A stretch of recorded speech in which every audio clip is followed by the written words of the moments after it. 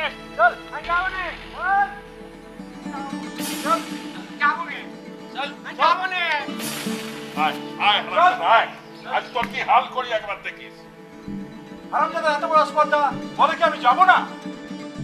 তাই নাকি রে গোখরা হ্যাঁ দিন দিন তোর সাহস খুব বেড়ে চলেছে দেখছি